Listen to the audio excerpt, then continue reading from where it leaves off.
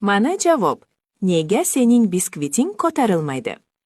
Hozir senga hech qachon cho'kmaydigan haqiqiy yapon kastellasini qanday tayyorlashni ko'rsataman.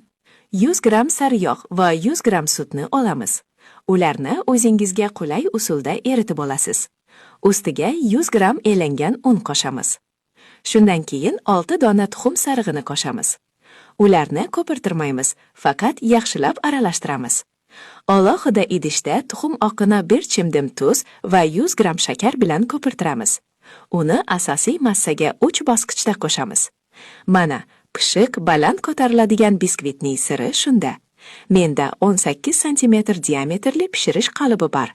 Tegishli idishga suv quyamiz va 150 gradusda 1 soat davomida pishiramiz. Natijada juda yumshoq, havodor va juda mazali yapon kastellasi chiqadi. Eng muhimi, u cho'kmaydi. Like bosing, obuna bo'ling. Oldinda yana ko'p mazali narsalar bor. Hammaga yaxshilik, hammaga muhabbat.